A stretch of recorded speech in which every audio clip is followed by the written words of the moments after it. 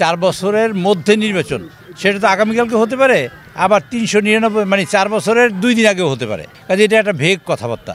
আর সুতরাং আমরা মনে করি খুব অচিরেই নির্বাচন হবে, কারণ যে পরিস্থিতি, এই সরকার যে অন্তর্বর্তীকালীন সরকার, তার ল্যান্ডিংয়ের একটা জায়গা লাগবে, সেটা হলো নির্বাচিত সরকার। সুতরাং যত তাড়াতাড়ি নির্বাচিত সরকার হয় তত তাড়াতাড়ি তাদের জন্য মঙ্গল, দেশের মানুষের জন্য মঙ্গল। শব্দটা হলো এরকম চরম আকারে, সেটা শব্দটা এরকম না। একটা বড় দল বিএনপি, এক বড় দল বাংলাদেশে যেখানেই আছে, আওয়ামী লীগের মধ্যে দ্বন্দ্ব আছে, বিএনপির মধ্যে দ্বন্দ্ব আছে, বড় দলের মধ্যে দ্বন্দ্ব থাকবে, এটাই স্বাভাবিক। প্রতিযোগিতা না থাকলে সেই সংগঠনের বিকাশ ঘটে না।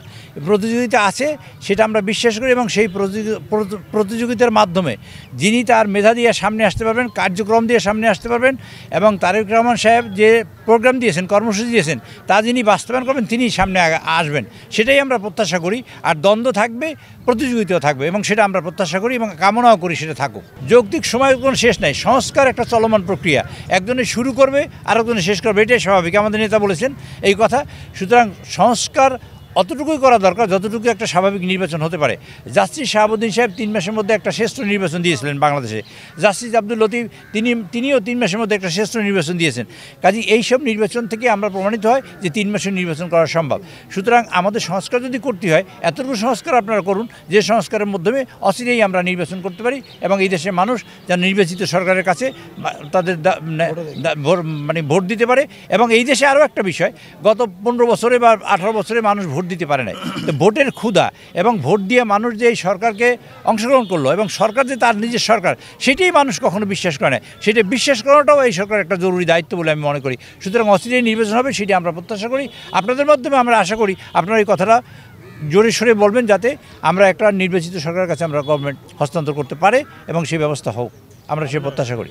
আর এই নির্বাচন কমিশনের উপরে আমাদের পূর্ণ আস্থা আছে, এইভাবে যে নির্বাচন কমিশন একটা সুষ্ঠু নির্বাচন করবে, সেটাই আমাদের আস্থা, এবং আমরা তারা করবে, সে দায়িত্ব পালন করবে, সেটা আমরা বিশ্বাস করি, এবং সেই কাজটা করে তারা প্রমাণ করবে যে তারা সঠিক ছিল।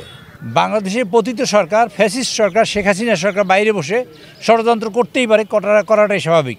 দেশেও ষড়যন্ত্র হচ্ছে, তার প্রচুর টাকায় দেশে লুটপাট হয়েছে, সেই লুটপাটের টাকাই ষড়যন্ত্রের পিছনে কাজে লাগানো হচ্ছে। সুতরাং এটা খুবই স্বাভাবিক। বাংলাদেশকে অস্থিতিশীল করা, এই অন্তর্বর্তী সরকারকে অস্থিতিশীল করা, এটা তাদের কর্তব্য। সেই কর্তব্যের মধ্য দিয়ে তারা দেশে ঢুকতে চায়, ঢুকার সেই প্রোগ্রাম করতে চায়। সুতরাং আমরা মনে করি বাংলাদেশের মানুষ সচেতন আছে, সজাগ আছে, অন্তর্বর্তীকালীন সরকার সচেতন আছে, আমরা তো অবশ্যই সচেতন আছি।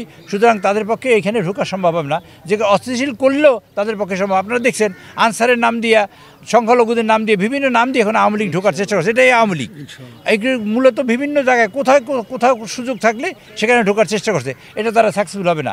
দ্বিতীয়ত হলো যে আপনারা বলেছেন যে একটা অস্থিরতা চলছে, যে অস্থিরতা হতেই পারে, তবে বাংলাদেশের মানুষ একটা জিনিস দেখেছে যে স্বৈরাচার যে পরিমাণ দেশে মানুষ খুন করেছে, গুম করেছে, লুটপাট করেছে, রাহাজানি করেছে, অত্যাচার করেছে, জুলুম করছে, নির্যাতন করছে, এই দেশের লক্ষ লক্ষ কোটি কোটি মানুষকে জেলে ঢুকিয়েছে, আয়নাঘর করেছে।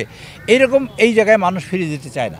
সুতরাং তারা অস্থিরতা করার চেষ্টা করলেও বাংলাদেশের মানুষ তার কঠোর এবং দাঁত ভাঙা জবাব দেবে, এবং তার সেই জবাব দিয়েই বাংলাদেশে ইনশাআল্লাহ আগামীতে জাতীয়তাবাদী দল বিএনপিকে ভোট দিয়ে ইনশাআল্লাহ তারেক রহমান সাহেবের নেতৃত্বে বাংলাদেশে সরকার গঠন করবে, এবং এই সকল ষড়যন্ত্রের ইনশাআল্লাহ আমরা সমুচিত জবাব দেব তখন।